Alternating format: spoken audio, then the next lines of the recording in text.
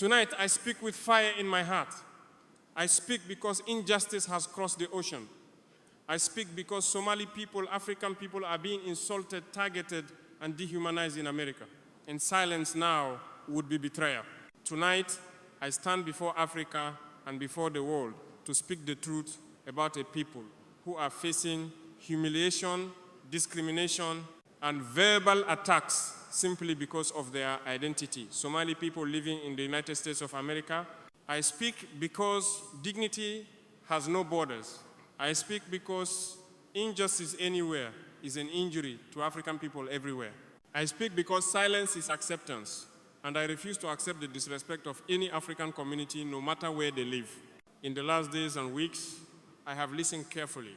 I have heard the words of Donald Trump. I have heard him say that Somali people in America are garbage.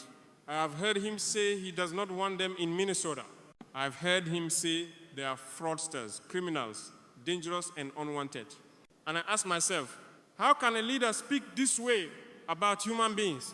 How can a man with millions of followers use his voice to humiliate a community that has done nothing but work hard, survive, build, and contribute? Let me say this clearly in simple, strong words. Somali people are not garbage. Somali people are not criminals. Somali people are not fraudsters. Somali people are not a problem. They are human beings with dignity. They are Africans. They are children of our continent.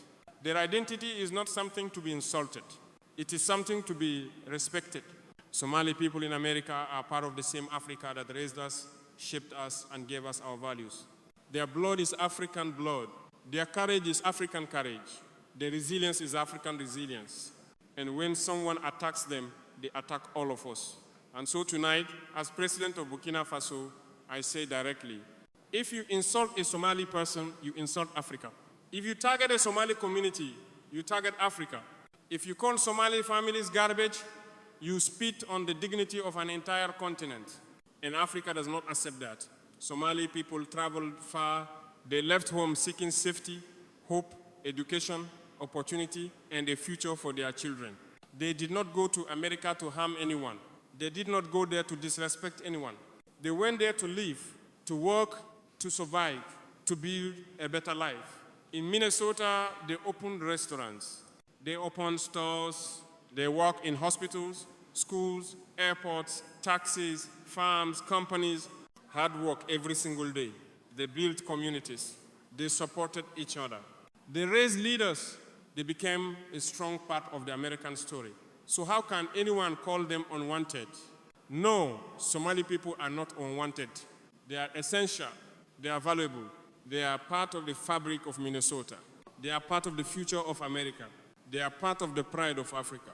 Donald Trump says he does not want them in Minnesota. He says, send them away. He says they bring problems. Let me answer this clearly. The only problem is ignorance. The only problem is the voice of hate being louder than the voice of truth. The only problem is forgetting the humanity of those who are different. This world is big enough for all people. Americans, Africans, Asians, Europeans, everyone. But hate makes the world smaller. Hate closes doors. Hate destroys societies. Hate divides nations. And when a leader chooses hate, he becomes responsible for every act of violence that follows his words. Trump's words are dangerous. His words give permission to discrimination. His words create a target on Somali backs. His words tell extremists and racists it is acceptable to hate these people. And I say tonight, this must not be accepted. Not by Americans, not by Africans, not by the world. Somali Americans.